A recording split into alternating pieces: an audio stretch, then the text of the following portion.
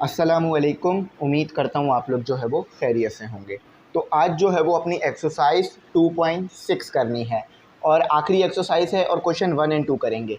याद रखिएगा question 1 and 2 से एक पार्ट आने के पेपर में 70 से 80% तक चांसेस हैं। ठीक है, तो बिल्कुल आपने इसे स्किप नहीं करना। बहुत इजी चीज़ है, बहुत बेसिक कॉमन चीज़ है, तो आपने बिल्कुल भी इसे मिस नहीं करना है। हम जो है वो क्वेश्चन मैं पहले लिख देता हूँ, उसके बाद मैं आपको करा देता हूँ। ठीक है। अच्छा, तो यहाँ पर है आपके सामने क्वेश्चन। आपने सबसे पहले बड़ा तहम्मुल रख कर और एक एक बात जो मैं बताऊँगा उसे लिखते रहना है और सुनना है, क्योंकि ये कॉन्सेप्ट यूनिवर्सिटी लेवल का है, यूनिवर्सिटी लेवल की मैथमेटिक्स का है। तो बहुत इंपॉर्टेंट और बहुत जो है वो ईजी कॉन्सेप्ट है, मुश्किल नहीं है। अच्छा, सबसे पहले तो सॉल्व द फॉलोइंग का मतलब आपको पता है, आपने सॉल्व करना है। देखो आपने क्या करना है, आपने एक्स वाई और जेड की वैल्यूज़ को फाइंड करना है। ठीक है, वैल्यूज़ को फाइंड करना है कि इनकी क्या वैल्यूज़ हो सकती हैं। ठीक है, अब आपके पास तो एक तरीका ये है कि आप साइमल्टेनियसली सॉल्व कर लो और एक्स और वाई और जेड की वैल्यूज़ को निकाल लो, लेकिन यहाँ पर आपको उस तरह सॉल्व नहीं करना कि इनको आपस में सॉल्व कर दिया और एक्स और वाई जेड की वैल्यू निकाल ली। नहीं, वो तरीक़ेकार हम पीछे करते थे, यहाँ पर कुछ और करना है। अच्छा, सबसे पहले आपने समझना होगा homogeneous system of linear equation क्या है। देखो भाई, लीनियर इक्वेशन वो होती है जिसमें एक्स वाई और जेड इन सब की पावर 1 1 हो। देखो अगर ये लीनियर नहीं होती ना, नॉन लीनियर होती, तो एक्स की पावर स्क्वायर हो सकती थी या वाई की पावर स्क्वायर हो सकती थी या जेड की। लेकिन अगर तीनों की पावर 1 है, देखो एक्स पे कोई पावर नहीं है यानी 1 है, वाई पे भी कोई पावर नहीं है 1 है, जेड पे भी कोई पावर नहीं है 1 है, तो यानी ये इक्वेशंस लीनियर हैं। ठीक है, यानी स्ट्रेट लाइन की इक्वेशन है। इससे अगर कोई आप लाइन बनाओगे तो वो एक स्ट्रेट लाइन बनेगी, यानी एक्स पुट कर दो, वाई पुट कर दो, जेड पुट कर दो, तो एक स्ट्रेट लाइन बनेगी 3 डायमेंशन में। अब इस तरह ग्राफ 3 डायमेंशन का ग्राफ आपने नहीं बनाया होगा, नहीं सिखाया जाता, क्योंकि 3 डायमेंशन पेपर पे बनाना पॉसिबल नहीं होता, इसलिए। अच्छा, अब ये लीनियर समझ में आ गया। अब होमोजीनियस क्या होती है। सबसे पहले तो ये जो इक्वेशंस आपको दी हुई है ना, आपने क्या करना है, क्योंकि होमोजीनियस सिस्टम समझने के लिए या होमोजीनियस लीनियर इक्वेशन समझने के लिए आपको देखना होगा कि ये मैट्रिक्स में जाएंगे कैसे। आपने क्या करना है, आपने लिखनी है इसकी आर्गुमेंट फॉर्म या आर्गुमेंट मैट्रिक्स। आर्गुमेंट मैट्रिक्स कैसे लिखते हैं कि इक्वेशन से आप मैट्रिक्स बना दो। ठीक है, यहाँ लिख लो ए आर, ठीक है, GUMEN, augmented matrix. Augmented matrix कैसे बनता है मैं फिर बता देता हूँ कि आप ये जो इक्वेशंस दी हुई हैं इनको मैट्रिक्स बना के लिख लो। अच्छा, अब ये आ गया आपके पास कोएफिशिएंट वाला मैट्रिक्स, यानी इसमें सिर्फ कोएफिशिएंट आएंगे, वेरिएबल बिल्कुल भी नहीं आएंगे। एक्स का कोएफिशिएंट क्या है वो यहाँ लिख दोगे, उसके बाद y का कोएफिशिएंट क्या है वो यहाँ लिख दोगे, z का कोएफिशिएंट क्या है वो यहाँ लिख दोगे। अब देखो इक्वेशन से मैट्रिक्स कैसे बनाते हैं मैं ये आपको सिखाता हूँ। आपने सिर्फ कोएफिशिएंट्स देखने हैं, वेरिएबल फुल इग्नोर होंगे। x का कोएफिशिएंट क्या है 1 और साइन भी आनी चाहिए, पॉजिटिव है तो लगाने की ज़रूरत नहीं है, नेगेटिव है तो लगाना है। y का कोएफिशिएंट क्या है 2। तो आर्गुमेंटेड मैट्रिक्स क्या है कि इक्वेशन से आप मैट्रिक्स बना के लिख दो, ये आपके पास आर्गुमेंटेड मैट्रिक्स हो जाएगा। अच्छा, तो ये 1 है, x का कोएफिशिएंट, y का 2 है और z का -2 है। ठीक है, थोड़ा सा मैं इसकी इंक रिफिल करता हूँ फिर करता हूँ। ठीक है, तो अब आगे देखें। फिर पहली इक्वेशन आपने एज इट इज़ लिख दी, ठीक है, कोएफिशिएंट लिखने से। अब दूसरी इक्वेशन के कोएफिशिएंट लिखें 2 1 5, ठीक है। अब तीसरी इक्वेशन के कोएफिशिएंट लिख दें, तो ये आपका हो गया आर्गुमेंटेड मैट्रिक्स। ठीक है, अच्छा अब ये हो गया। अब आपने क्या करना है, यहाँ पर एक और वो लिखना है, क्योंकि आपके पास वेरिएबल्स भी थे, तो यहाँ हमेशा x वेरिएबल आएगा, यहाँ हमेशा y वेरिएबल आएगा और यहाँ हमेशा z वेरिएबल आएगा। तो इस पूरे इस वाले मैट्रिक्स को आप कहोगे a, नाम दोगे a, इसको कहोगे x और यहाँ पर आएगा आपके पास 0। देखो यहाँ भी 0 है, यहाँ भी 0 है, यहाँ भी 0 है, तो यहाँ आ गया 0 0 0। तो मैंने होमोजीनियस सिस्टम ऑफ इक्वेशंस आपको समझानी है, तो इसीलिए उसके लिए पहले मैं आर्गुमेंटेड मैट्रिक्स बनाना सिखा रहा हूँ आपको। ये वाला मैट्रिक्स है आपके पास B। अच्छा, अब होमोजीनियस इक्वेशन कब होगी या homogeneous system of linear equation कब होगी, जब आपके पास A x, अच्छा यहाँ पर ना ये कैपिटल X आएगा, स्मॉल नहीं आएगा, capital X equal to B। अच्छा, अगर B 0 है बी इक्वल टू ज़ीरो, यानी यहाँ पर तमाम चीज़ें ज़ीरो आ रही हैं, तो ये इक्वेशन आपके पास हो जाएगी होमोजीनियस। कौन सी इक्वेशन हो जाएगी ये?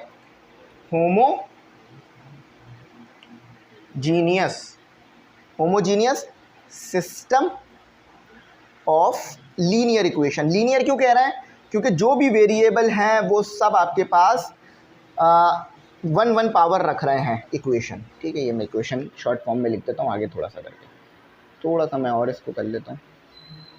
इक्वेशन QUATI, समझ गए ना कि आपके पास होमोजीनियस इक्वेशन कब बनेगी? जब आप ये आर्गुमेंटेड मैट्रिक्स बनाओ गिवन इक्वेशंस की मदद से, और ये x हो, b उसके ये a हो, x उसके साथ मल्टीप्लाई हो रहा हो और इक्वल टू b हो, जिसको आप ऐसे लिख सकते हो xa इक्वल टू b या ax इक्वल टू b, और उसमें पूरा b ज़ीरो हो, तो ये होमोजीनियस हो जाएगी। नॉन होमोजीनियस कब होगी? जब b जो है वो ज़ीरो के बराबर ना हो। तो अभी नॉन होमोजीनियस का केस हमारे पास आगे है। तो होमोजीनियस सिस्टम ऑफ इक्वेशन आप समझ गए, मैंने पूरा डिटेल बता दिया। अब यहाँ पर आ जाओ non trivial solution if possible. अब सर ये ज़रा बताएं आपके ये नॉन ट्राइवल सॉल्यूशन का क्या चक्कर है? देखो भाई, ट्राइवल सॉल्यूशन वो होता है जिसमें x इक्वल टू ज़ीरो हो, y इक्वल टू ज़ीरो हो और z इक्वल टू ज़ीरो हो। मैं थोड़ा सा इसको रिमूव कर देता हूँ, और क्योंकि ये मुझे चाहिए होगा तो मैं क्वेश्चन भी रिमूव नहीं कर सकता, तो ये हिस्सा रिमूव कर देता हूँ। ठीक है, आपने ये हिस्सा लिख लेना है और उसके आगे का जो काम है ना वो नीचे से करना है, नीचे से करना है। बस ट्राइवल सोल्यूशन समझा के फिर मैं इसका सोल्यूशन आपको दिखा दूंगा। अच्छा, नॉन ट्राइवल सोल्यूशन क्या होता है? जिसमें x equal to zero, y equal to zero, z equal to zero हो, और अगर आप यहाँ पर पुट कर दो x zero y zero zero, तो वो इक्वल टू ज़ीरो हो जाएगा।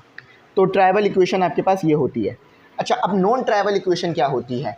जिसमें ना x, नॉन ट्राइवल लिख लो, ठीक है, नॉन ट्राइवल था ना, तो मैंने पहले ट्राइवल समझाना था, उसके बाद नॉन ट्राइवल। तो नॉन ट्राइवल वो होता है आपके पास सॉल्यूशन जिसमें x की वैल्यू भी ज़ीरो ना आए, y की वैल्यू भी ज़ीरो ना आए और z की वैल्यू भी ज़ीरो ना आए, वो नॉन ट्राइवल सॉल्यूशन होता है। और ये जो सॉल्यूशन आप अभी निकालने जा रहे हो ना, ये नॉन ट्राइवल होगा। क्यों? क्योंकि इसमें ना x की वैल्यू ज़ीरो आएगी, ना y की वैल्यू, ना z की वैल्यू। सिंपल ये समझ लो, नॉन ट्राइवल सॉल्यूशन ये होता है जिसमें ना x की वैल्यू ज़ीरो आए, ना y की, ना z की। और ट्राइवल सॉल्यूशन वो होगा जिसमें x की वैल्यू भी ज़ीरो, y की वैल्यू भी ज़ीरो, z की वैल्यू भी ज़ीरो हो जाए। अच्छा, अब आप इंटरेस्टेड हो सोल्यूशन में, तो हम सोल्यूशन की तरफ चलते हैं। अच्छा, डायरेक्ट हम इसका सोल्यूशन नहीं निकालेंगे, सबसे पहले हम ये चेक करेंगे कि क्या इसका सोल्यूशन पॉसिबल है या नहीं। ठीक है, क्या तो सोल्यूशन पॉसिबल है या नहीं वो कैसे चेक करोगे आप जो है मैट्रिक्स ए की एचेलॉन फॉर्म निकालोगे। मैं फिर बोल रहा हूँ, एचेलॉन फॉर्म निकालनी है, रिड्यूस एचेलॉन फॉर्म नहीं निकालनी। अगर आपको पता है जब आप एचेलॉन फॉर्म निकालते हो तो रैंक आती है। अगर रैंक नंबर ऑफ रॉ से छोटी आ गई, यानी ए क्या है आपके पास? रैंक। यहाँ लिख लो रैंक, ए की रैंक अगर आपके पास छोटी आ गई नंबर ऑफ कॉलम से, तो आपका जो इसका सोल्यूशन है इस मैट्रिक्स का वो पॉसिबल होगा, वरना नॉट पॉसिबल हो जाएगा। ठीक है, तो जो मैं अब चीज़ लिखवाऊँ, अब तक जो भी लिखवाई है आपने एज इट इज़ लिखते रहना है, इसके बाद वाला भी एज इट इज़ लिखते रहिएगा। तो हमने क्या चेक करना है कि ए की जो रैंक निकालेंगे हम एचेलॉन फॉर्म की मदद से, वो छोटी आनी चाहिए n से। अगर बड़ी आ गई तो नॉट पॉसिबल हो जाएगा सोल्यूशन हमारे पास। ठीक है, तो चलो अब वो करते हैं। अच्छा, अब तो यहाँ लिखो लो, फाइंड एचेलॉन, ये तो इकोलॉन हो गया ना एचेलॉन फॉर्म ऑफ ए। अब ए की एचेलॉन फॉर्म आप लोग पीछे बहुत बार निकालना सीख चुके हो, और मैं आपको बहुत बार एचेलॉन फॉर्म निकालना सिखा चुका हूँ, लेकिन हम तो एचेलॉन फॉर्म दोबारा निकालेंगे, और कोई मुश्किल नहीं है एचेलॉन फॉर्म निकालना। एक्सरसाइज 2.5 देख लो, सारी एचेलॉन फॉर्म पे बेस्ड है, और हमने उसमें एचेलॉन फॉर्म और रैंक ही निकाली है। ठीक है, तो अब आ जाओ एचेलॉन फॉर्म की तरफ। तो जिन बच्चों को एचेलॉन फॉर्म नहीं आती निकालनी, वो यहाँ भी देख लो, और डिटेल चाहिए तो एक्सरसाइज 2.5 देख लो। ठीक है, अच्छा याद रखना हमारे पास कॉलम कितनी है? 1 2 3 कॉलम्स हैं हमारे पास, है ना। हमारे पास यहाँ कॉलम 3 है, तो अब हमने रैंक चेक करनी है कितनी है। रैंक आपको पता है नॉन ज़ीरो रॉस जो होती हैं वो आपके पास रैंक होती है। तो मैं इसकी कैसे रैंक निकाल सकता हूँ, मतलब इसकी एचेलॉन फॉर्म के लिए मैं क्या करूँगा, यहाँ पर ऑलरेडी 1 बना हुआ है तो यहाँ तो 1 नहीं बनाऊँगा, इसको 0 करूँगा। तो इसको 0 कैसे कर सकता हूँ मैं लिखूँगा बाय, सबसे पहले वर्डिंग लिखनी होती है, बाय R2 को मैं माइनस कर दूँगा और जो चीज़ ख़त्म करनी है वो यहाँ पर मल्टीप्लाई करा दूँगा R1 के साथ। ठीक है, तो यह हमारे पास हो जाएगा हमारा काम। अच्छा, अब इसकी ज़रूरत नहीं है, ये आपने हमें याद तो रखना है लेकिन इसको चलाना नहीं है साथ, अब बस इसकी मैट्रिक्स की ज़रूरत है हमें। तो ये कितना हो जाएगा 1 2 -2। अच्छा, तो इसको ज़रा साइड में कर लेते हैं। ये तो 0 हो गया, आपको समझ में आ गया ना कि आपके पास R2 कितना है 2 माइनस और 2 है आपके पास मल्टीप्लाई होगा R1 के साथ, तो ये 0 आ जाएगा। ठीक है, ये रफ वर्क करने की ज़रूरत नहीं है आपको। 1 है -2 है और ये 2 है, तो 1 -4 हो जाएगा, ये सॉरी 3 हो जाएगा -3। ठीक है, अच्छा उसके बाद आगे 5 है -2 है ऑलरेडी, और आपके पास बाहर भी उधर भी -2 है, ये भी आपके पास -2 है जो कि हमने इधर से निकाला था। तो 5 + 4 1, तो हमारे पास ये 9 आ गया। अब 9 कैसे आया मैं बता देता हूँ। हमारे पास क्या था, R2 में 5 था और हमने माइनस किया -2 और -2, तो 5 + 4, तो ये 9 हो गया था। ठीक है, और उसके बाद फिर मैंने जो नीचे वाली चीज़ थी वो एज इट इज़ लिख दी और x y z और 0 0। अब मैं आगे सॉल्व कर रहा हूँ। ठीक है, आगे का सॉल्व तरीका बताता हूँ। अब मैं क्या करूँगा, मैं लिखूँगा बाय, ठीक है, अब मैं लिखूँगा बाय, यहाँ लिखूँगा मैं बाय 1/3। अब मैं 1/3 क्यों लिख रहा हूँ, क्योंकि मुझे जो है यहाँ पर 1 चाहिए, तो इसीलिए मैं R2 को मल्टीप्लाई करा रहा हूँ 1/3 के साथ। अब देखो ये क्या बनता है हमारा, ये हमारा कुछ इस तरह का हिसाब किताब बनता है। ठीक है, तो 1 2 -2, तो देखो 0 के साथ ये मल्टीप्लाई होगा 0 ही रहेगा, यहाँ 1 आ जाएगा। कैसे कि यहाँ आपके पास है 1/-3, देखो माइनस यहाँ लगाए ना, यहाँ लगा लो अगर ज़्यादा अच्छा समझना मुश्किल हो रही हो तो। ठीक है, तो ये -3 को कैंसिल करके सिर्फ 1 बच जाएगा। अच्छा, अब देखो आपके पास है यहाँ पर 1/-3 और यहाँ है आपके पास 9, वो भी पॉजिटिव का, तो ये कितने पर आता है 3 पर, और ये कितने पर आता है आपके पास 1 पर, तो ये आ गया आपके पास माइनस, और माइनस बच गया वो उसके साथ आ गया। ठीक है, तो ये आ गया आपके पास 3, और उसके आगे देख लेते हैं, उसके आगे हमारे पास आ गया -3। ठीक है, ये आ गया मेरे पास 4 5 9 और ये 8, और बाकी चीज़ एज इट इज़ उतार दी मैंने, x y z and then 0 0 और कुछ ज़ीरोस और। ठीक है, अच्छा अब तो इसको ज़रूरत नहीं रहेगी तो हम इसे रिमूव करेंगे। अच्छा, अब नीचे वाली चीज़ों को जो है वो 0 बनाएंगे, तो इस 5 को 0 करना है मैंने, तो मैं क्या लिखूँगा बाय, मैं लिखूँगा बाय R3 माइनस 5 ख़त्म करना है तो 5 मल्टीप्लाई करा दूँगा R1 के साथ, क्योंकि R1 में 1 मौजूद है हमारे पास। बहुत ध्यान से 1 2 -2। ठीक है, उसके बाद आपके पास 0 आ जाएगा। R2 तो अब ऐसे ही उतार दोगे, R2 तो कुछ नहीं छेड़खानी कर रहे, तो 1 1 -3। ठीक है, ये 0 हो गया आपके पास। कैसे कि 5 5 और ये 1 0। ठीक है, उसके बाद आपके पास है 4 -5 और ऊपर से आ रहा है 2, तो 4 -10। ठीक है, तो ये हो गया आपके पास -6। ठीक है, अच्छा उसके बाद आगे 8 -2 और सॉरी -5 है, -5 और -2, तो ये हो गया 8 माइनस माइनस प्लस 5 नहीं होगा, ये 10 हो जाएगा, 18 आ रहा है। ठीक है, या 18 आ रहा है आपका। अच्छा, तो अब मुझे यहाँ पर भी इसको और आगे लेके चलना होगा, तो माइनस मेरे पास ये हैगा, तो मैं अब R2 का इस्तेमाल करूँगा, तो मैं अभी भी यही लिखूँगा R3 प्लस, क्यों, क्योंकि माइनस ऑलरेडी हैगा 6 और वो R2 के साथ। ठीक है, अच्छा तो अब एक स्टेप्स तो ये जो है बराबर वाला एक्स वाई और जी भाई साहब और इक्वल टू 0 0 0, ठीक है। ये ऐसे उतार दिया मैंने, रैंक निकालने के लिए काम कर रहे हैं अब तक, ठीक है। अच्छा अब देखो आगे हमने क्या करना है, आगे हमने किया 1 2 -2 0 1 -3। अच्छा देखो 0 के साथ 0 सॉल्व किया तो 0 ही रहेगा। अब आपके पास यहाँ भी 0 आ गया, क्यों? क्योंकि आपके पास था -6 और +6 और R1 में 1 R2 में 1, तो ये 0। उसके बाद आपके पास है यहाँ -3 और पहले -3 से पहले 18 माइनस +6 और -3, तो 18 माइनस 18 आ रहा है आपके पास 0, ठीक है। तो ये भी 0, तो इसकी रैंक कितनी आ रही है हमारे पास? आप इसकी रैंक पहचान चुके हैं, इसकी रैंक आपके पास आ रही है 2। तो हमारी कंडीशन क्या थी कि हमारे पास जो कॉलम है और रैंक उनमें डिफरेंस होना चाहिए, यानी हमारी जो रैंक है ए की जो हमारे पास रैंक है वो हमारे पास छोटी होनी चाहिए, किससे? एन यानी कॉलम से, ठीक है, ठीक है, कॉलम से। तो रैंक आई है हमारे पास 2 और कॉलम आ रही है हमारे पास 3। देखो कॉलम कितनी है, 1 2 3। अच्छा यहाँ पर वो जो कॉलम देखनी है ना, वो आपने स्टार्टिंग वाले मैट्रिक्स की देखनी है। तो कॉलम हमारे पास 3 है, यहाँ इसकी भी देख सकते हो, मसला नहीं। कॉलम हमारे पास 3 है और रैंक हमारे पास 2 है, तो यानी इसमें एक्स और वाई और जेड की वैल्यूज़ निकलेंगी। तो सोल्यूशन इज़ पॉसिबल, यहाँ लिख दो आप, सोल्यूशन इज़ पॉसिबल। अब आगे का काम देखो क्या करना है पॉसिबल लिखने के बाद। अब असल काम यहाँ से शुरू होता है आपका, ठीक है। तो अब आपने इसको दोबारा क्या करना है, दोबारा आपने इसको इक्वेशन बनाना है। चलो अब यहाँ से मैं रिमूव कर रहा हूँ, ये जो मैंने वर्डिंग लिखी है एज इट इज़ लिख लेना, ठीक है।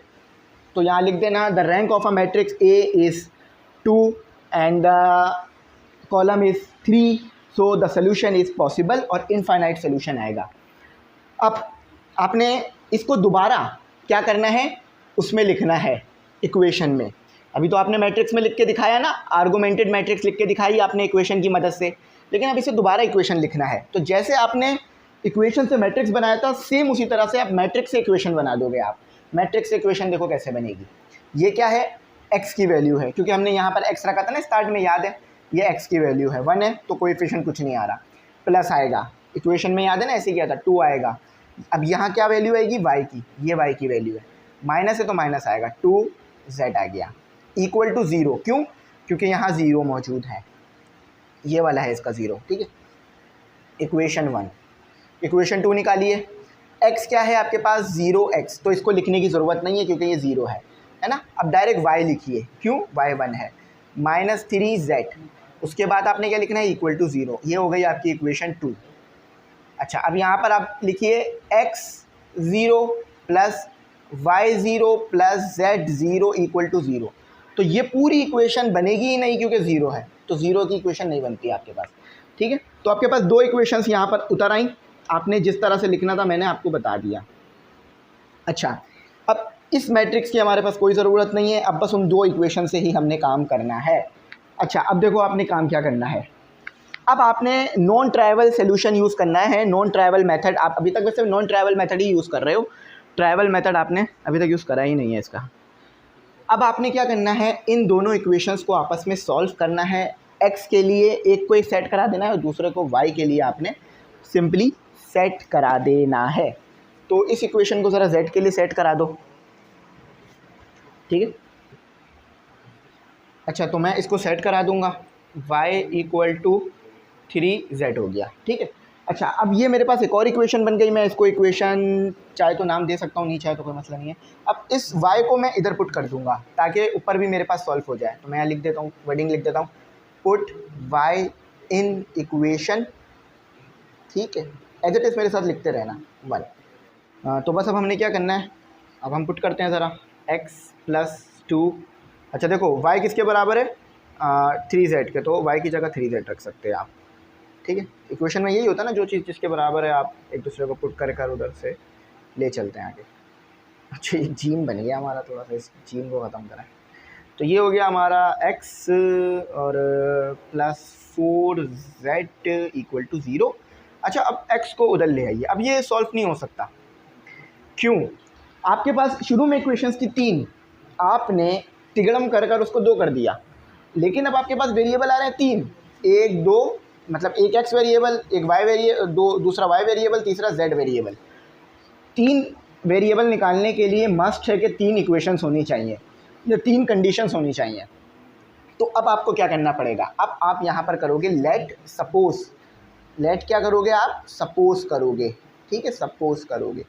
अब सपोज में आप क्या करने जा रहे हो, आप सपोज में ये सपोज करोगे कि आपके पास जो z है ना, आपको नहीं पता क्या है, z आपको नहीं पता क्या है, वो कुछ भी हो सकता है।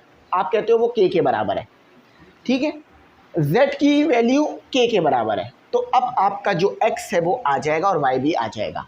अब आप बोलोगे सर k की वैल्यू भी नहीं पता, तो k की वैल्यू आप 1 से लेकर या 0 से लेकर कोई भी नंबर अपनी मर्ज़ी का रख सकते हो। k की वैल्यू 0 से लेकर 1 तक, आप 0 से लेकर इन्फिनिटी तक कोई भी नंबर रख सकते हो, जैसे 1 रख लो, 2 रख लो, 3 रख लो, 4 रख लो, ठीक है। तो अब हम रख के सॉल्व करेंगे k = 1 के लिए। अभी हम काम क्या करेंगे, k = 1 के लिए। तो अब आप देखेंगे आपकी जो है वो z की वैल्यू आने लगेगी। तो अब z की वैल्यू भी आपकी क्या हो गई है, 1, क्योंकि k 1 है तो z भी 1 हो गया ना आपका। तो अब आप देखो यहाँ पे y आ जाएगा आपके पास 3 1, तो y आपका क्या आ रहा है 3। अच्छा x क्या आ रहा है आपका -4, ठीक है, तो x आपका आ गया ये भी -4। अब आप एक और k रख के देख लो, 2 रख लो, इसी तरह आप वहाँ 3 4 5 जो भी चाहे। अब देखो k आपने 3 रखा तो z आपके पास क्या हो गया 3, यहाँ 2 हो गया, 2 रखा है ना, 3 चाहो तो 3 रख सकते हो, तो 2। अच्छा इसके सोल्यूशंस भी बनाने में, सोल्यूशंस बनाना भी आपको सिखा दूँगा, ठीक है। तो ये हो गया आपके पास y = 6। अच्छा z आप x में भी पुट कर दो यही चीज़, 3 नहीं -4 है, -4 और ये आपके पास है 2 रखा है ना आपने 2, तो ये हो गया आपके पास क्या हो गया, सर में दर्द हो रहा है ना इसलिए ऐसा हो रहा है, -8, ठीक है। अब सोल्यूशन बना लो ज़रा, अब आप सोल्यूशन बना लो ज़रा। सोल्यूशन कैसे बनेगा, देखो यहाँ पे सोल्यूशन ऐसे बनेगा, सोल्यूशन आपका जो है वो नॉन ट्राइवल होगा। सो नॉन ट्राइवल सोल्यूशन, क्योंकि मैंने कहा था ना नॉन ट्राइवल सोल्यूशन में आपके पास x y z की वैल्यू 0 0 नहीं आती, कोई भी वैल्यूज़ आ रही होती है आपके पास। तो यहाँ आपके पास होगा non trivial, VIAL, trivial solution. अब दूसरा भी इसी तरह करेंगे इंशाल्लाह, वो अच्छा और समझ में आ जाएगा। तो देखो, अच्छा सोल्यूशन हमेशा कर्ली ब्रैकेट में लिखा जाता है, तो इस चीज़ का बड़ा ख्याल रखना होगा आपको। अच्छा सबसे पहले x की वैल्यू -4, y की वैल्यू 3 और z की वैल्यू आपने रखी थी 1, ठीक है, ये एक सोल्यूशन आ गया। और दूसरा सोल्यूशन आपके पास क्या आ रहा है नॉन ट्राइवल में, 2 6 -8, ये आपका 2 सोल्यूशन आ रहा है, ठीक है। तो यही इसका जो है वो आंसर था। अच्छा यहाँ हम थोड़ा सा ना गलती कर रहे हैं, हमने x की वैल्यू बाद में रख दी, y की पहले x आएगा फिर y फिर, ठीक है अब सही है, पहले गलती हो गई जब, ठीक है। तो ये इसका फाइनल आंसर है आपके पास -4 3 1 -8 6 2। तो इस तरह से ये सवाल आपने करना था। तो देखा कितना ज़्यादा टाइम और कितना ज़्यादा लेंदी था। अब इसका मैं पार्ट 2 कराता हूँ और उसके बाद क्वेश्चन 2 आसान है, वो नॉन होमोजीनियस है, ठीक है। अच्छा तो अब आपके पास है तीसरा पार्ट, मतलब दूसरा पार्ट, ठीक है। तो सेम तरीके से होगा, बस वैल्यूज अलग आएंगी। x + 4y + z 2x + y - 3z 3x + 2y - 4z = 0। अच्छा सबसे पहले आपने क्या करना है, आर्गुमेंटेड मैट्रिक्स इसमें से है जो है आपने बनाना है, ठीक है, ARGUM, ठीक है, आर्गुमेंटेड मैट्रिक्स, ठीक है। आर्गुमेंटेड मैट्रिक्स में सबसे पहले आपका मैट्रिक्स आता है कोएफिशिएंट वाला, उसके बाद वेरिएबल वाला, उसके बाद बी वाला, ठीक है। अच्छा तो सबसे पहले मेरे पास क्या है, मेरे पास है 1, उसके बाद देखो 1, फिर मेरे पास आ गया 4, उसके बाद आ गया मेरे पास 2, ये 2 है, ठीक है, ये z है और उसके बराबर में 2 है, 3 2, अच्छा इक्वेशन 2 पहले इस्तेमाल होगी, 2 1 -3, अच्छा अब इक्वेशन 3 3 2 -4। अच्छा उसके बाद आपने अपने x y and z, उसके बाद आपका बी मैट्रिक्स आ गया जो कि यहाँ से आता है 0 यहाँ इक्वल टू के उस तरफ भी ज़ीरो, इक्वल टू के इस तरफ भी ज़ीरो, ठीक है। अच्छा, अब आपने पता करना है कि ये होमोजीनियस है या नहीं है। तो आप क्या लिखोगे, ये आपके पास ए मैट्रिक्स है, ये आपके पास कैपिटल एक्स है और ये बी है। तो आप देख सकते हो ए एक्स इक्वल टू बी है और बी आपके पास ज़ीरो है, क्योंकि देखो पूरा मैट्रिक्स ज़ीरो है तो बी इक्वल टू ज़ीरो आएगा। तो ये आपके पास क्या है, होमोजीनियस मैट्रिक्स है आपके पास ये, ठीक है। होमोजीनियस मैट्रिक्स है, एक बात तो साबित हो गई। अच्छा, अब आपने क्या करना है, अब आपने चेक करना है कि कॉलम जो है वो बड़ी हो और कॉलम जो है वो बड़ी हो और रैंक छोटी हो। आपने ये चीज़ चेक करनी है बेसिकली कि ए की जो रैंक है वो छोटी हो, लेस हो, किससे, एन से, यानी कॉलम से। तो चलो आओ इसकी एचलॉन फॉर्म निकालते हैं। ई सी एचलॉन फॉर्म। अच्छा, तो आपके पास ऑलरेडी ही पहले आप लिखना होगा आपने कि आप करना क्या चाह रहे हो। आप लिखोगे यहाँ पे बाय R2 माइनस 2R1, ठीक है। 1 4 2, ये ज़ीरो हो जाएगा, है ना, ज़ीरो हो गया। देखो 2 और -2 और ये 1, R2 क्या है 2 और R1 क्या है 1, तो ये माइनस ज़ीरो हो गया। अच्छा, R1 क्या है, R2 क्या है आपके पास 1 -2 और R1 क्या है 4 +4, तो 1 -8 -7 आ गया आपके पास, ठीक है। उसके बाद -3 -2 और 2, तो -3 -4 तो -7, ठीक है। एक प्लस का 7, एक माइनस का 7 हो गया। अच्छा, अब आगे चलते हैं, आगे करते हैं। सिंपल यहाँ पर मैं लिख देता हूँ 3 2 -4 x y z 0 0 0, ठीक है। अच्छा, अब आपने एक और स्टेप इसका लेना होगा कि आपको जो है यहाँ पर -7 नहीं चाहिए बिल्कुल भी। तो आप क्या करोगे, जो चीज़ ख़त्म करनी होती है उसको आप डिवाइड कर देते हो मैट्रिक्स के साथ और रॉ के साथ, क्योंकि आप रॉ ऑपरेशन अप्लाई कर रहे हो। तो -7 आप मल्टीप्लाई करा दोगे R2 के साथ, तो ये हो गया 1 4 2, ये ज़ीरो हो गया। 1 -7 मल्टीप्लाई बाय R2 ज़ीरो, ये 1 हो गया। क्यों, क्योंकि -7 और -7 1, तो दूसरा भी वाला भी ऐसे है तो वो भी 1। 3 2 -4, अच्छा ये हो गया x y z 0 0 0। चलो यहाँ तक तो काम हो गया है, अब आगे मूव कर जाएंगे।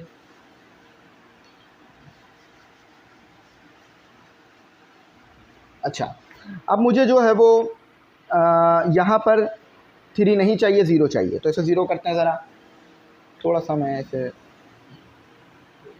बिल्कुल ऐसे कर देता हूँ ताकि इधर से भी नज़र आता रहे उधर से भी नज़र आता है। तो यहाँ लिखिए बाय R3 -3 R1 के साथ मल्टीप्लाई। अच्छा, अब देखिए क्या आता है आपके पास। तो 1 4 2 को तो आपने कुछ नहीं किया तो वो एज इट इज़ रहेगा। 0 1 1 0 हो गया, ठीक है। समझ गया ना कैसे हुआ, मैं इधर बता देता हूँ। 3 -3 और ये 1 0 हो गया। नेक्स्ट 2 -3 और 4, 2 ये रहा, 3 -3 फॉर्मूले वाला, और R1 आपके पास 4 है, तो -2 12 हो गया। तो ये आपके पास -10 आ रहा है।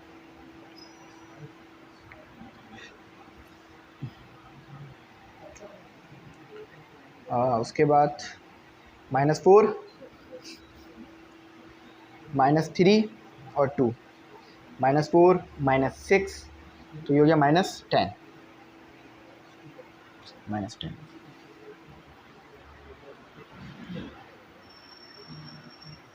ठीक है, तो यहाँ तक आपको समझ में आ गया, कोई प्रॉब्लम नहीं हुई होगी, कोई परेशानी नहीं हुई होगी। अब आगे जो स्टेप्स हैं वो करते हैं, ठीक है। अच्छा देखो, अब मुझे यहाँ माइनस ख़त्म करना है यहाँ पर, तो मैं क्या करूँगा, यहाँ लिखूँगा बाय। अच्छा, एक चीज़ हमने अभी तक नहीं लिखी है, x वाई जी, क्योंकि हमें इक्वेशन भी बनानी है ना, इसीलिए दोबारा 0 0 0। तो मैं क्या करूँगा, मैं लिखूँगा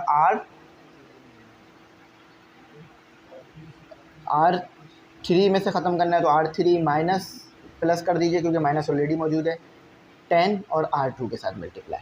ठीक है, तो आपका काम हो जाएगा, अब इसकी ज़रूरत नहीं है। तो ये आ गया 1 4 2 0 1 1, ये 0 हो गया, क्योंकि ये भी 0 ये भी 0 0। देखें R3 क्या है आपके पास -10 और +10 फार्मूले वाला, और R1 क्या है ऊपर से 1 आ रहा है, तो ये 0 हो जाएगा ना, प्लस का 10 माइनस का 10 0, और यहाँ भी वही चीज़ है तो यहाँ भी 0, x y z 0। ठीक है, अब इससे इक्वेशन बना लीजिए, बस क्या बना लीजिए, मेक इक्वेशन, लिख दीजिए मेक इक्वेशन। अब इससे इक्वेशन बनानी आती है आपको कि x, क्यों, क्योंकि यहाँ 1 है कोएफिशिएंट में, +4y, ये y होता है और ये z होता है, +2z, आप इसे कहेंगे इक्वेशन 1। इसी तरह इक्वेशन 2, x + y = 0। अच्छा, यहाँ आपको ना 0 के बराबर भी लिखना होगा, क्योंकि यहाँ 0 है ना, इसीलिए z वाली कोई तीसरी इक्वेशन बनेगी ही नहीं, क्योंकि वो तो ऑलरेडी ही 0 है। एक गलती हो रही है यहाँ पर हमसे, क्यों, क्योंकि x तो हमारे पास यहाँ 0 है, तो ये बनेगा y + z बनेगा। ठीक है, तो ये थोड़ा सा हो गया था।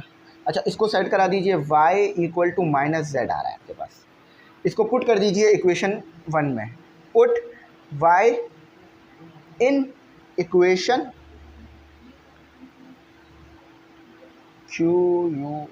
इक्वेशन 1 भाई साहब। ठीक है, अच्छा थोड़ा सा हमें ऊपर से रिमूव कर लेते हैं जहाँ तक हमें ज़रूरत नहीं है।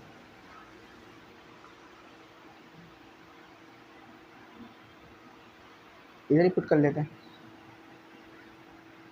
ये याद रखना, ये नहीं भूलना हमने, इसको नहीं मिटाना, इसको मैं ऊपर लिख भी लेता हूँ, बल्कि रहने दे, कोई फ़ायदा नहीं। अच्छा, तो यहाँ हमारे पास आ गया x +4, अच्छा y क्या है, -z +2z = 0। अच्छा, वो बाकी का हम ऊपर की तरफ करते हैं, x -4z, क्यों, क्योंकि माइनस मल्टीप्लाई हो गया प्लस के साथ, और +2z = 0। थोड़ा सा मैं इसको ऊपर उठाता हूँ, क्योंकि आप लोगों को शायद नज़र नहीं आ रहा हो।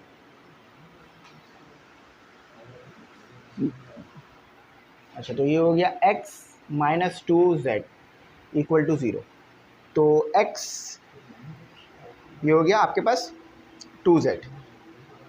ये दोनों इक्वेशंस आपने याद रखनी है, बस इसी में वैल्यूज़ पुट होंगी। एक ये आई है और एक क्या आई थी आपके पास कि y = -z। ठीक है, अच्छा अब मैं आगे की तरफ चलूँगा और आगे के जो काम है वो अपने अंजाम दूंगा। इसको भी रिमूव कर देता, अब इसकी भी ज़रूरत नहीं है। तो मैंने क्या कहा था, यहाँ पर आप जो है वो z नहीं निकाल सकते, तो z की वैल्यूज़ हम सपोज करेंगे, तो हम क्या लिखेंगे यहाँ पे, लेट सपोज। ठीक है, सपोज करेंगे, उसकी वजह यह है सपोज करने की, या कंसीडर भी लिख सकते हो आप चाहो तो, अगर आप कंसीडर लिखने के शौक़ में हो तो कंसीडर लिख लो। तो मैं z को कंसीडर करूँगा कि मेरे पास z है = k, और k मेरे पास पहली सिचुएशन में k में रख लूँगा 1। ठीक है, तो मेरे पास y क्या, z क्या हो गया मेरे पास, इस तरह से 1 है ना, क्योंकि z = k है। अच्छा, इसी तरह से मेरे पास y = -1, और x क्या हो गया मेरे पास 2 और 1, तो ये 2 हो गया। अच्छा, अब एक और बार करते हैं कि मैं k जो है वो 2 रख के देख लेता हूँ कि क्या आ रहा है। तो इसी तरह से k तो बराबर है z के, तो ये भी 2 हो गया z, और y बराबर है -z के, तो ये -2 हो गया। x = 2 और ये 2, तो ये हो गया 4। अब देखो नॉन ट्राइवल सोल्यूशन क्या आ रहा है आपके पास, non trivial TRIVIL, trivial solution, trivial solution, solutions is. ठीक है, एक सोल्यूशन सबसे पहले हम 1 वाला लिखेंगे, सबसे पहले x की वैल्यू को जगह देंगे, उसके बाद y की वैल्यू को जगह देंगे, फिर z की वैल्यू को जगह देंगे, करली ब्रैकेट, हमेशा करली ब्रैकेट। अच्छा, उसके बाद आप x की वैल्यू को जगह देंगे, फिर y की वैल्यू को जगह देंगे, फिर z की वैल्यू को जगह देंगे। ये मैंने z नहीं लिखा, ये मैंने 2 ही लिखा है, तो ये आपका आंसर है। ठीक है, एक बार इसे कंफर्म करते हैं ज़रा, सही है। 2 - 1 1, 4 - 2 2, बिल्कुल ठीक है। तो अब हम करेंगे अपना क्वेश्चन 2, जिसमें नॉन होमोजीनियस इक्वेशन है, तो वो मैं बता देता हूँ किस तरह से होती है। तो ये रहा आपका क्वेश्चन 2। अब देखिए भाई, क्वेश्चन 2 की बात जो है वो थोड़ी सी मुख्तलिफ है। इसमें non homogeneous system of linear equation है, लेकिन एक मज़े की बात है कि ट्रिवियल सोल्यूशन पता करने को नहीं कहा गया है, तो आसान हो गया काम। बस आपने एचलॉन फॉर्म पता कर रुक जाना है। अब मैं समझा देता हूँ कि सबसे पहले ये समझो, सबसे पहले मुझे ना आपको यही समझाना पड़ेगा कि आर्गुमेंट मैट्रिक्स कैसे बनेगा इसका। ठीक है, सबसे पहले आर्गुमेंट मैट्रिक्स बनाओ। देखो, मैं ये भी कह सकता हूँ कि अगर इक्वल टू के उस तरफ ज़ीरो के अलावा कुछ भी हो तीनों जगह, तो ये नॉन होमोजीनियस है। हाँ ठीक है, लेकिन ये स्टैंडर्ड तरीका नहीं है। पहले आर्गुमेंट मैट्रिक्स बनाना पड़ता है, आर्गुमेंटेड मैट्रिक्स बनाना पड़ता है। तो उसको कैसे बनाओगे, जैसे पीछे पहले बनाया वैसे ही बनाना है। ठीक है, तो पहले वो बना लो, उसके बाद मैं नॉन होमोजीनियस भी समझाता हूँ और कंसिस्टेंसी क्या है ये भी समझाता हूँ। इसमें सिर्फ कोएफिशिएंट आता है 1 - 2 -2। ठीक है, अच्छा ये जो चीज़ें अभी आ जाएंगी। अच्छा, इक्वेशन 2 ये रही, 2 3 1 5। अच्छा याद रखना, ये इक्वेशन 1 है, पहले लिखी हुई है इसलिए 1 है। इसको 1 ना बनाइएगा, ना ही इसको 1। जो पहले लिखी है वो 1, जो बाद में वो 2, उसको आखिर में 3 -4 -3। अच्छा, ये क्या आ गया आपके पास, x y z। ठीक है, और अब यहाँ पर b था ना, लेकिन ये 0 0 नहीं है। पहले में क्या दिया हुआ है, -1। देखो ये वाला मैट्रिक्स है इसलिए इसके सामने -1। उसके बाद दिया हुआ है 1 और इधर भी 1 ही है। ये हो गया आपके पास आपका आर्गुमेंटेड मैट्रिक्स। आर्गुमेंटेड मैट्रिक्स बन जाने के बाद आपने क्या करना है, आपने यहाँ पर ये चीज़ लिखना है कि ये नॉन होमोजीनियस है। क्यों? क्योंकि ax = b आ रहा है। अगर ax = 0 आता है तो ये नॉन होमोजीनियस, तो ये होमोजीनियस होती है। लेकिन अगर ax = b आ जाए तो ये नॉन होमोजीनियस हो जाती है। मैं एक और बार बता देता हूँ, शायद मैंने एक ही चीज़ 2 बार रिपीट कर दी है, फिर बता देता हूँ। देखो पीछे क्या पढ़ा था कि अगर ax = b हो और b आपके पास 0 हो तो क्या हो जाता है, होमोजीनियस। लेकिन अगर आपके पास b 0 ना हो, कोई भी नंबर हो, जैसे यहाँ पर b आपके पास है -1 1 1, तो ये आपके पास b ऐसे लिखा जाएगा, तो ये फिर आपके पास बनती है होमोजीनियस के बजाय नॉन होमोजीनियस। तो ये इस तरह से होगी तो नॉन होमोजीनियस, उस तरह होगी तो होमोजीनियस। बस b को याद रखो कि अगर b 0 आएगा तो होमोजीनियस है, अगर b यहाँ पर 0 नहीं है तो ये नॉन होमोजीनियस है। तो अभी हमारे पास नॉन होमोजीनियस है। अब आपने क्या करना है, अब आपने कंसिस्टेंसी पता करने के लिए इस पूरी चीज़ को गायब कर देना है। 1 2 5 -2 3 -4 -1 1 -3, इसके साथ मल्टीप्लाई कर देना है आपने -1 1 1 को। तो इस तरह से कंसिस्टेंसी पता हो जाती है, यानी a और b बनाकर आपने साथ लिख देना है। अब आपने बस कुछ नहीं करना, अब आपने यहाँ पर एचलॉन फॉर्म पता करनी है। अगर कंसिस्टेंसी होगी कैसे ये बता दूँ, अगर आपके पास जो रॉ है ए वाले की जो रैंक है RAN के रैंक, वो AC के रैंक निकालनी पड़ेगी आपको। ठीक है, जैसे AC की आप रैंक निकाल लो, अगर वो बराबर आ गई कॉलम के तो आपके पास क्या होगा, देखो ये A है, अब आपने इस तरह लिख दिया है ना, तो ये AC हो गया है। अगर आपके पास AC = N हो गया तो आपका जो सॉल्यूशन होगा वो कंसिस्टेंस होगा, मतलब उसमें कंसिस्टेंसी होगी। ठीक है, वो क्या होगा, कंसिस्टेंस होगा। मैं फिर बताता हूँ, थोड़ा सा शायद समझ नहीं आ रहा होगा आपको, मैं फिर बता देता हूँ। आप इसकी रैंक निकालोगे, अगर इसकी रैंक बराबर आ गई नंबर ऑफ़ कॉलम के जो कि n है, तो उस सिचुएशन में आपका जो सॉल्यूशन निकलेगा इस मैट्रिक्स का वो कंसिस्टेंस होगा। ठीक है, उसमें कंसिस्टेंसी होगी। तो अब मैंने बस इसका क्या निकालना है, सोल्यूशन, सॉरी एचेलॉन फॉर्म, क्योंकि उसी से रैंक निकालते हो ना आप। तो एचेलॉन फॉर्म, FORM फॉर्म। अच्छा याद रखना, जो चीज़ यहाँ अप्लाई करोगे वो यहाँ भी अप्लाई करनी पड़ेगी, क्योंकि यहाँ पे आपके पास -1 है, वहाँ 0 था, तो इसलिए कुछ अप्लाई नहीं करते थे। लेकिन यहाँ ऐसा नहीं होगा, यहाँ रिलीफ नहीं है, तो यहाँ कर लेते। मुझे क्या चाहिए, यहाँ पर 1 चाहिए,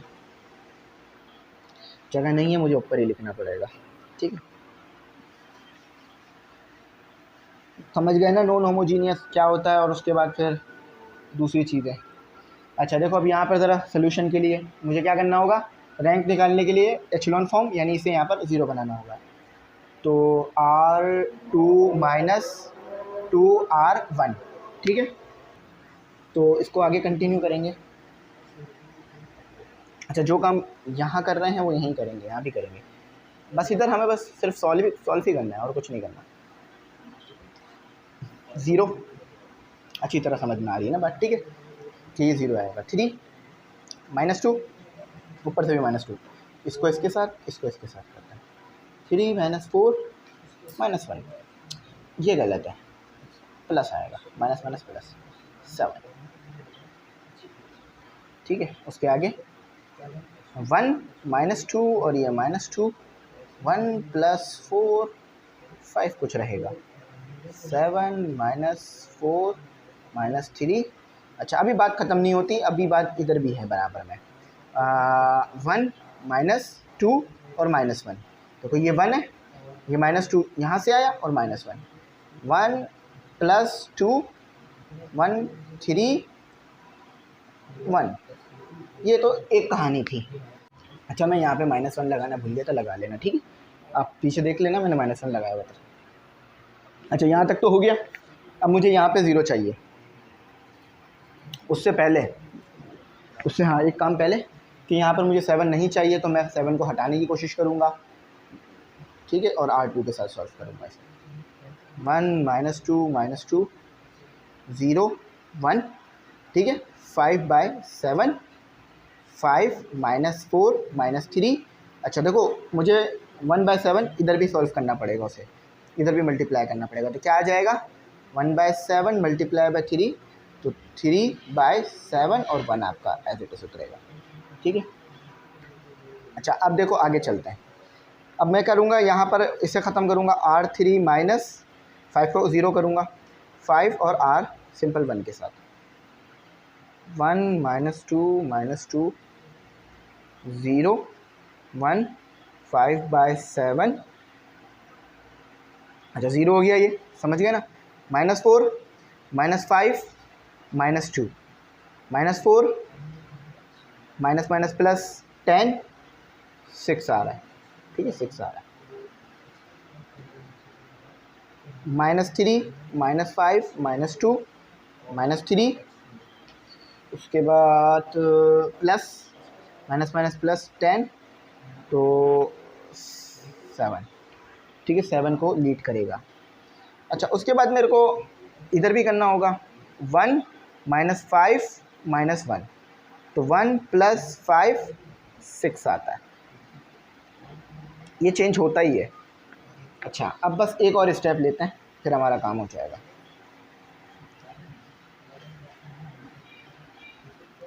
अब मुझे चाहिए यहाँ पर 0 और यहाँ पर 1, तो मैं क्या करूँगा, सबसे पहले तो 0 की तरफ बढ़ूँगा, 0 बना लूँगा कि R3 - 6 और R2 के साथ, 1 - 2 - 2, 0 के साथ सॉल्व कर लो, 0 तो 0 ही रहेगा, 1 5/7, तो ये तो 0 ही रहेगा, मैंने जैसे बताया, ये 0 हो जाएगा। क्यों, क्योंकि R3 0, 6 और ये 1 0। यहाँ थोड़ा सा नंबर बड़ा आएगा, पहले 7, फिर -6, फिर 5/7 आपका, ठीक है। मैं बता देता हूँ, 7 यहाँ से आया R3 से, क्योंकि आपने लिखा R3 लिखना, फिर -6 फॉर्मूले वाला, और फिर R2 क्या था, 5/7, तो 7 - 30 और ये 7 - 30 / 7 आपके पास आ रहा है 19/7, 19/7, ठीक है। तो मैं उम्मीद करता हूँ कोई मुश्किल नहीं हो रही होगी, आसान ही है ये थोड़ा तो, हम इससे हार्ड भी कर चुके हैं इससे पहले ना, 19/7। अच्छा इधर भी कर लीजिए, 1/3/7 और ये 1 माइनस का आएगा, ठीक है। मैंने फिर यहाँ माइनस हटा दिया, माइनस लगाना। अच्छा उसके बाद यहाँ पर आपके पास क्या आ रहा है, यहाँ आपके पास आ रहा है 6 माइनस, ठीक है, ये 6 और ये -6 और ऊपर भी आपके पास है -1, तो ये हो गया आपके पास 12। अच्छा ये माइनस ज़रूर लगा लीजिएगा, शायद मैं रह गया था लगाना, फिर से तो लगा लीजिएगा, ठीक है। अच्छा देखो भाई R3 में क्या है आपके पास, इधर देखना है आपने, 6 है, फिर -6 है, और R2 में क्या है, 3/7 है आपके पास, ठीक है। तो ये थोड़ा सा लंबा नंबर आ रहा है इसमें, 6 माइनस 18/7। अब कैलकुलेटर से कर लो ज़रा ऐसे, 6 माइनस 18/7, 24/7, 24/7 कहते हैं ना, 24/7 ओपन है, तो यहाँ भी वही नंबर आ रहा है। अच्छा तो चाहो तो डायरेक्ट भी कर सकते हो, थोड़ी सी अपग्रेड कर लिया मैंने भी, अपना कैलकुलेटर नया ले लिया है। अच्छा देखो मैं बता देता हूँ डायरेक्ट कैसे कर सकते हो। देखो ये क्या है आपके पास, हाँ ये रहा 6 है ना, तो 6 आपने पहले लिख लिया, उसके बाद -6 मल्टीप्लाई बाय कितना है, क्योंकि वो मल्टीप्लाई होगा तो 5/7, देखो वही आ रहा है। अच्छा 12/6 आ रहा है। 12/6 आने की वजह मैं बता दूँ क्या क्यों है, ऐसा क्यों हो रहा है ये, क्योंकि हमने नंबर ही गलत लिखा है ना, 3 आएगा, देख लो सही है, सही हो गया। अच्छा अब आगे करते हैं, थोड़ा सा इसमें लग रहा है टाइम, लेकिन अब आगे करते हैं। बस अब इसको 0 करना है, 1 करना है, तो मैं क्या करूँगा, मैं लिखूँगा बाय 7/19 मल्टीप्लाई बाय R3, 1 -2 0 1 5/7 0 0 और ये 1 हो जाएगा। क्यों, क्योंकि देखो यहाँ आपके पास है 7/19 और वहाँ है आपके पास 19/7, ये इससे कैंसिल, ये इससे कैंसिल। नेक्स्ट आपके पास है 7/19 मल्टीप्लाई विथ 24/7, तो ये 7 से 7 कैंसिल, 24 डिवाइडेड बाय 19, 24/19 ही आएगा, ये दोनों एक टेबल पे नहीं आते ना इसलिए, 24/19 ये आपका आंसर है। बस यहाँ तक ही रोकना है इसे, यहीं से आगे लेके नहीं जा सकेंगे हम इसे। अच्छा देखो अब यहाँ मैंने बताना क्या है, देखो मैंने कहा था अगर आपके पास ए सी की रैंक जो है ना, रैंक बराबर आ जाए अगर नंबर ऑफ कॉलम के, तो ये आपके पास बन जाएगा कंसिस्टेंस। तो ये कंसिस्टेंट है, क्यों, क्योंकि देखो यहाँ पर कितनी रो आ रही हैं, रैंक कितनी आ रही है, 1 2 3, तो रैंक भी 3 है और कॉलम भी 3 है, तो ये जो है वो आपके पास क्या है, कंसिस्टेंस, TENC कंसिस्टेंस है, ठीक है। तो मैं उम्मीद करता हूँ आप लोग ये मेरी बात जो है वो समझ गए होंगे। अच्छा कंसिस्टेंट लिखना है, टेंस नहीं लिखना, कंसिस्टेंट, ठीक है। तो अब हम करते हैं, अब इसका पार्ट टू क्वेश्चन करते हैं।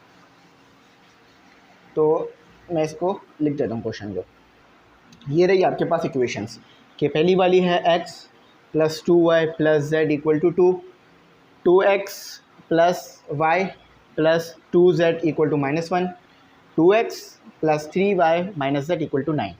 अब इसको मैंने लिख देना है, सबसे पहले बनाकर अपना सोल्यूशन लिख देना, ठीक है। इसको मैं बना के लिख दूंगा सबसे पहले अपने आर्गू, ये GU है, ठीक है, आर्गूमेंटेड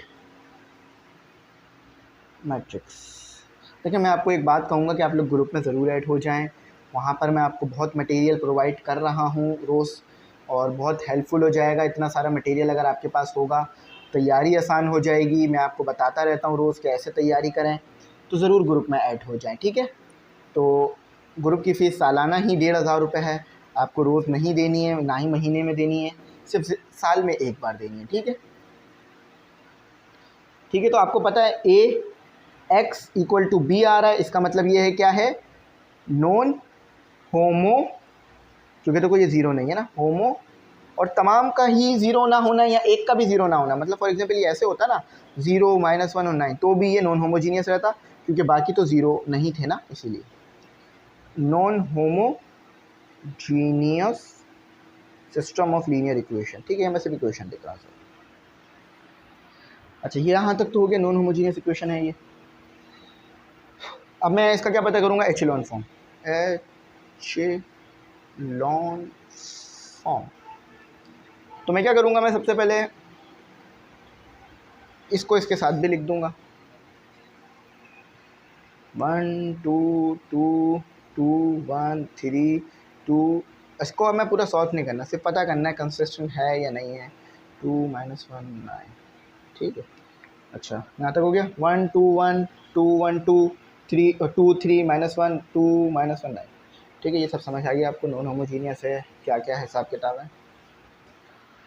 नीचे सॉल्व कर लेते हैं, जगह बहुत है, हो जाएगा। तो यहाँ मैं लिखता हूँ बाय, इसको मुझे ज़ीरो करना है, तो R2 - 2 R1 के साथ सॉल्व हो जाएगा, तो ज़ीरो हो जाएगा। 1 0 2 1, ठीक है। अभी मैं यहाँ समझा देता हूँ। देखो ये 2 था, -2 और 1 ज़ीरो हो गया, 1 है -2 है, पीछे भी 2 है, तो कितना हो गया, 1 -2 -4 -3। फिर बता देता हूँ, ये 1 है, -2 फॉर्मूले वाला, और 2 ऊपर से आप पुट कर रहे हो, तो 3 बच रहा है आपके पास माइनस का। 2 है, -2 है और 1 है, तो यानी 0 बच रहा है यहाँ भी, -1। अच्छा इधर भी सॉल्व करना होगा आपने,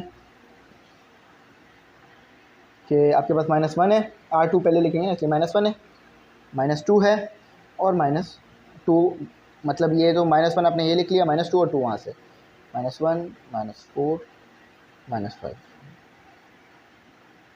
ठीक है। और 9, ठीक है, कोई मुश्किल नहीं थी। चलें अब आगे करते हैं, यहाँ से इसे रिमूव कर लेते हैं, थोड़ा सा इसको रिमूव करते हैं।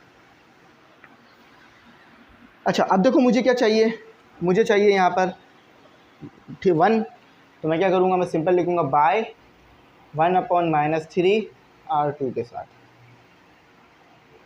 1 2 1 0 1 0 2 3 -1, और यहाँ क्या हो गया, 2 -5/3 9। अब मुझे पता है एक दो स्टेप नहीं समझ में आ रहे होंगे, तो देखो -3 और यहाँ भी -3 था, -3 से -3 कैंसिल, तो 1 बच गया। अच्छा यहाँ था आपके पास -3 और यहाँ था आपके पास सिंपल -5, तो माइनस से माइनस कैंसिल, ये प्लस हो गया और 5/3 हो गया। अच्छा वो एक बार हमने देख लिया। अब आपको क्या करना है, अब आपको यहाँ पे 1 0 बनाने, तो आप लिख सकते हैं बाय R3 - 2 R1, 1 2 1 0 1 0 0, ठीक है। कैसे 0 समझ में आ रहा है ना, 2 - 2 और ये 1 0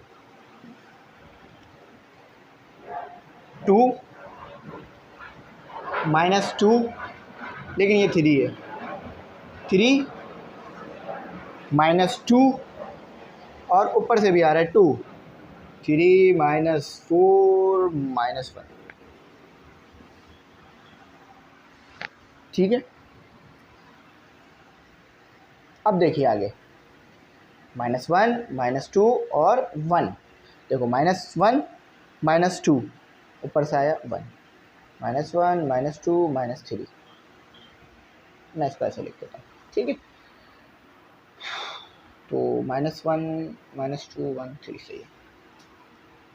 अब इसके साथ भी यही काम करना होगा, 2 5/3। अच्छा यहाँ क्या नंबर आएगा, देखो 9 -2 और ऊपर से भी 2 आया, 9 -4 5 भाई साहब आएंगे, 5 भाई साहब कह रहे हैं 7 भाई साहब आएंगे, है ना, 5 ही आना चाहिए, 7 नहीं आ सकता। तो यहाँ तक तो मुझे उम्मीद है कोई आप लोगों को प्रॉब्लम नहीं हुई होगी। एक बार मैं कंफर्म भी करा देता हूँ आपको कि 9 है, ये -2 है फॉर्मूले वाला, 2 उधर से आया तो 5 है। तो देखें अब हमने यहाँ क्या करना है, अब हमने यहाँ पर सिंपल वो बनाना है, क्या कहते हैं, 0, तो हम इसे 0 करेंगे, R3 + R2, 1 2 1 0 1 0, देखो 0 से 0 प्लस 0 ही होगा, ये 1 हो जाएगा, ये 0 हो जाएगा, क्यों 1 माइनस 1। देखो R2 आपके पास क्या है, मैं फिर बताता हूँ। R3 क्या है, -1 और +1 तो 0, -3 और +0 -3 2। अब यहाँ थोड़ा सा आपको करना पड़ेगा, 5/3 + 5, समझ गए ना। देखो R3 इसको उल्टा लिखो, 5 + 5/3, ठीक है। R3 क्या 5 और वो 5/3 के साथ सॉल्व हो रहा है, तो 20/3, 5/3, ठीक है, 5/3 20/3। अच्छा देखो जगह बहुत है, तो क्यों हम इसे रिमूव करें, हम बराबर में ही काम कर सकते हैं। अब मुझे बिल्कुल भी पसंद नहीं कि वहाँ 3 आए, सॉरी -3 आए, तो मैं इसे 1/-3 कर दूँगा और R3 के साथ बाय लिखा नहीं। ये हमारा यहाँ हो गया सॉल्व। 1 2 1 0 1 0 0 0 1 2 5/3, देखो 20/3 1/-3, तो 20/-9, 20 माइनस इधर आ जाएगा। देखो इस तरह है ना, तो आप ऐसे माइनस पहले लिख दो, फिर 20 लिख दो, फिर 9 लिख दो, समझ गए।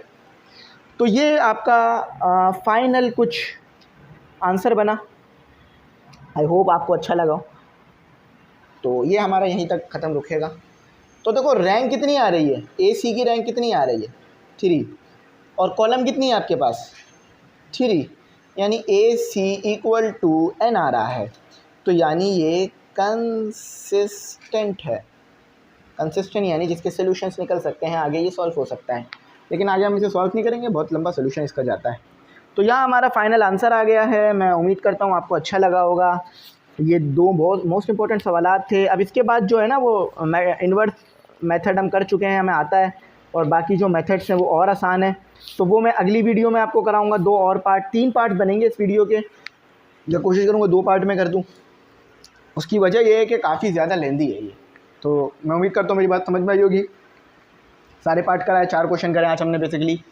थैंक्स फॉर वॉचिंग, अल्लाह हाफिज़। अपनी कीमती दुआओं में मुझे ज़रूर याद रखिएगा।